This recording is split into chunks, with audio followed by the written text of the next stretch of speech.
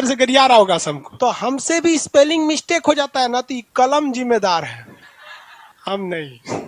अरे लड़की सब का पंखा इसलिए चल रहा है ना कि इन लोग धाए दे बेहोश हो जाएगी जो बंद करेंगे तो। मौलाना साहब बताए, होली खेलने का हमको बहुत शौक, बचपन में सब लड़का खेलता है, हम भी खेले। करे कि नहीं खेलना चाहिए। हम कहे का है, करे कि सर अब ब्लैक दिख रहा है, कहीं से तो कुछ शॉर्ट कर गया कि क्या हो गया, तो उसका मेन कनेक्शन दिला देना सब में। थोड़ा आज फर्स्ट टाइम हो गया है, तो कह रहा है काला दिख रहा है। अरे तो बोर्ड देखो ना यहाँ पे, अभी इसको बुझा देते हैं। अरे यार हम दिखवे नहीं करेंगे फिर तो। एक बार हम छोटे थे, पता मतलब क्या बताए, तो हम पढ़ने गए थे उर्दू अरबी पढ़ने, तो एक मौलाना साहब बताए होली खेलने का हमको बहुत शौक, बचपन में सब लड़का खेलता है, हम भी खेले। करे कि नहीं खेलना चाहिए। हम कहे का है, कहे कि नरक में जाएगा तुम। तो वो बहुत मारते थे मौली साहब हमको। उस समय 3 रुपया का एक डिब्बा रंग मिल जाता था। यह हम आज से 15-20 साल पहले की बात बता। एक बाल्टी रंग घोले और गेट पे खड़ा थे कि मौली साहब कब निकलेंगे, छपाक से फेंक दिए, जा नरक में, ससुरा गया काम से, नरक में जाए। वो आज भी हमको देख के घुस जाते हैं। भाई हम बहुत पीटते थे, हमारी दिली इच्छा थी इतना पीटने वाला मास्टर, बात बात पे पीट पीट के लाल कर देते थे। और हमको आज भी एक तरह का समझ में कि दिमाग में ये सब मात्रा हमसे गलती हो जाता है। कक्षा 5 का भी लड़का लिख देता है मात्रा ठीक ठाक, हमसे गलती हो जाता है, मतलब पता नहीं क्या हो जाता है सोच रहा। और वहां उर्दू में भी गलती हो जाता था, उर्दू तो और टेढ़ सोच रहा है, एक में गुजरिया के लिखो, गलती हो जाता था और थूर देते थे। कहे कि नरक में जाएगा होंगे। अब आप बोलिए कि आप भी नरक में जाएंगे ना, तब ना बोलेंगे।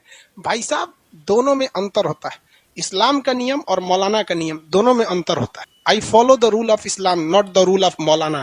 अरे भाई साहब हमको क्या दिक्कत हो जाएगा, ऐसा कोई चीज में थोड़ी हो जाएगा। हो गया सबको। तो उसने क्या कहा था अशोक ने कि सारे धर्मों को मिला के समन्वय रखिए।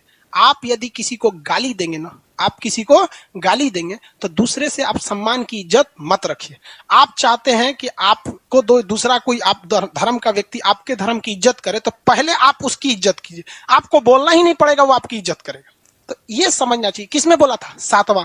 और इसमें उसने बहुत समझाया था, इसीलिए बहुत सबसे बड़ा हो गया। सबसे बड़ा अभिलेख कौन हो गया? 7वां।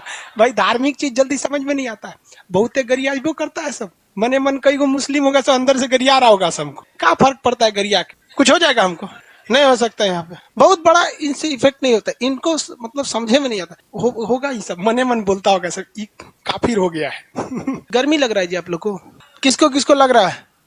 बर्दाश्त करिए आप लोग, जिसको जिसको लग रहा है गर्मी अभी बर्दाश्त कीजिए, कोई उपाय नहीं है। अरे लड़की सब का पंखा इसलिए चल रहा है ना कि इन लोग धाए दे बेहोश हो जाएगी जो बंद करेंगे तो। भाई एक काम करो, पंखा या तो इसका व्यवस्था कराइए, सारा पंखा चले, नहीं तो ये भी बंद करा दीजिए, ठीक है, व्यवस्था हो जाएगा। अशोक ने खुद कलिंग में जाकर एक अभिलेख लिखवाया है, कलिंग अभिलेख। 14 में बोला है कि देख भैया हमने बहुत कुछ और भी किया है और बहुत कुछ लिखने के आदेश भी दिए हैं, जो इन 13 शिलालेख में जो ऊपर लिखे गए हैं शायद नहीं लिखा पाया है या इसमें कहीं मिस्टेक हो गया है। तो इसके लिए वो जो पत्थर पे खोद के लिख रहा था ना, वो जिम्मेदार है, हमारा गलती नहीं है।